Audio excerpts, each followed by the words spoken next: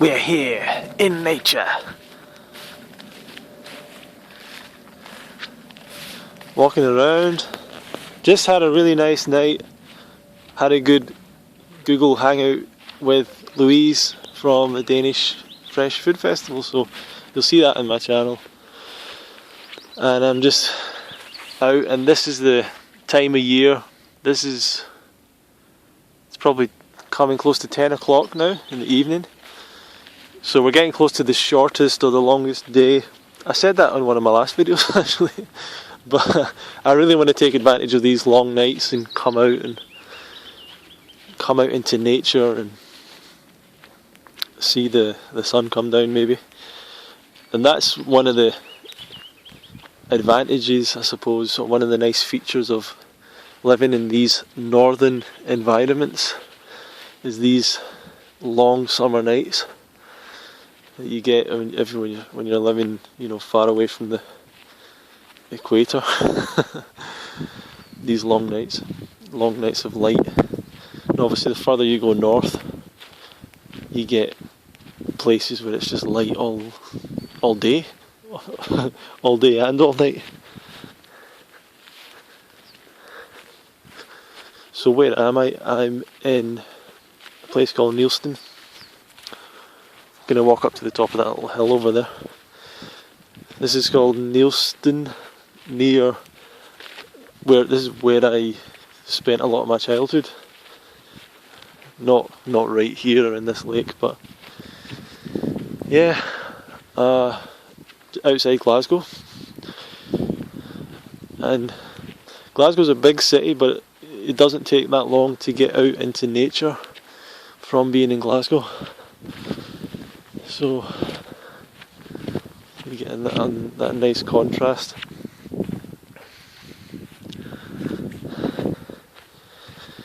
And the thought for today came up when I was speaking to Louise, and it's something I've never really had to confront too much because I've never felt it that many times in my life.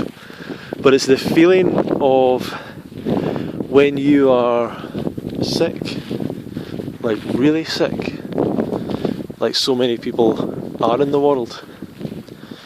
And we forget that because a lot of us are healthy, or a lot of people watching this video will be probably people that embrace their health and embrace a healthy lifestyle.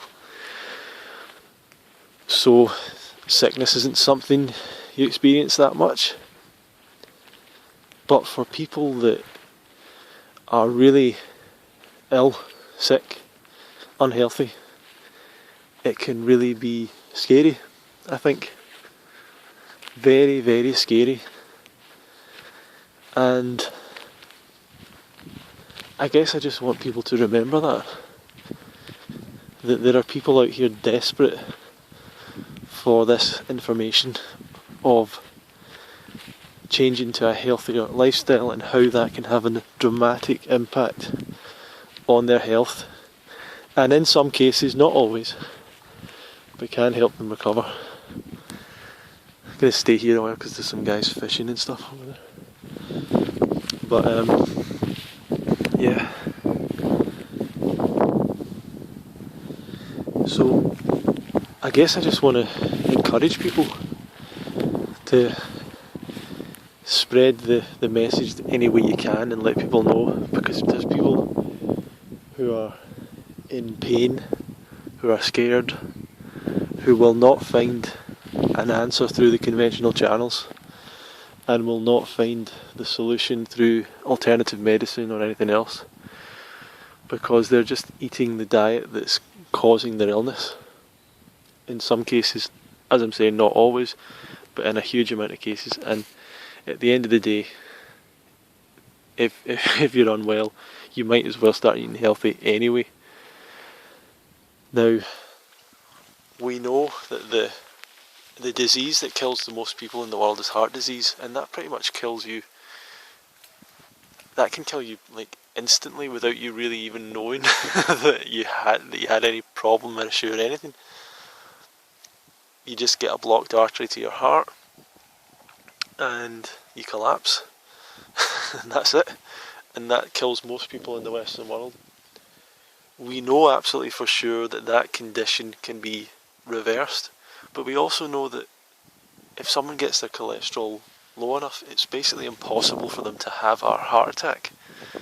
I know that sounds controversial to a lot of people, but literally, if you see heart surgeons and various people talk about this issue, there's a man called, is it Evan or I can't quite remember his name. It'll come to me later on. But he's a heart surgeon, still alive. He's about 100 years old. He worked as a heart surgeon until he was 95 years old, and he ate a vegan diet, basically all his life, because I believe he was brought up in the Seventh-day Adventist community, and they're a vegetarian Christian sect. So he was always vegan, kept him healthy. But he said, and he says, and many people say, Caldwell Esselstyn and other doctors, if your cholesterol is below a certain point, you just will not get a heart attack. You make yourself heart attack proof, which is something that basically no one knows, virtually. But what I mean to say by this is that if the disease that's probably the most studied disease, the most the most widespread, the thing that kills the most people in the Western world, if that disease is caused and can be treated by diet, then imagine what else out there might be caused completely by diet. We just don't know. We don't know how many illnesses and problems may be purely caused by the diet. Now, I've known people, and I know my own grandmother is having problems where, she's older now and she's suffering from, I don't know what you would call it, maybe dementia, or she's not herself anymore. She's her mind has changed, her memory is going, she's very confused, she is scared, she sometimes doesn't know who people are around her, people close to her, that she's known for years. And the doctors have told her, or told my grandfather, that it's vascular.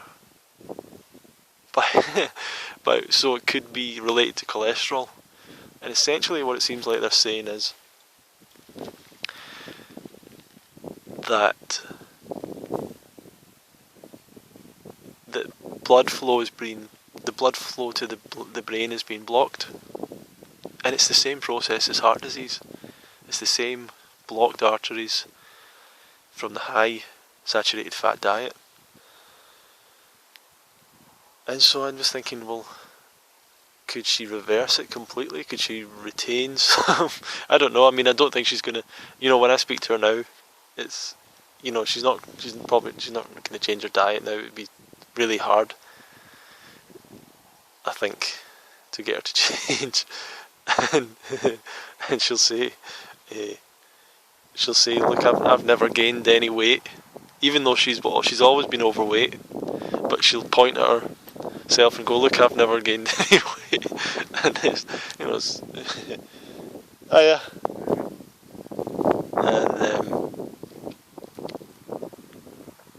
yeah. So if that's vascular in nature, or caused possibly by heart disease, then you just don't know what else.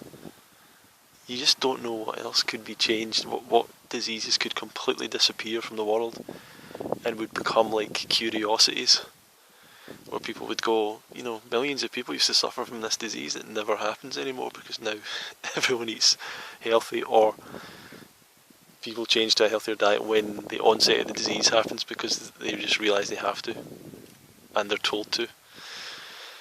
Well, what I'm saying to you is that there's people out there that are scared, confused, a lot of conflicting information, a lot of people unfortunately spreading complete misinformation and nonsense, and the whole cholesterol denier, saturated fat community and all these people, paleo diet, it's just nonsense. And anyone out there who's in the vegan community and stuff that's starting to question, oh, is this right? Are these studies right?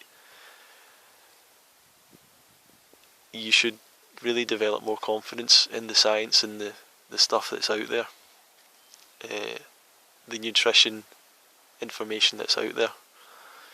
One great place I learned a lot was a guy who made a channel called Plant Positive, and he's got a whole series on vegan nutrition and everything else. It's fantastic. So Plant Positive's a good place to look for in-depth information. I think that guy Vegan Gains got a lot of information from the Plant Positive channel. I don't know for sure, but I think he seems to. I think he's sharing a lot of similar studies and things. So maybe a bit of an influence there from the Plant Positive channel, perhaps.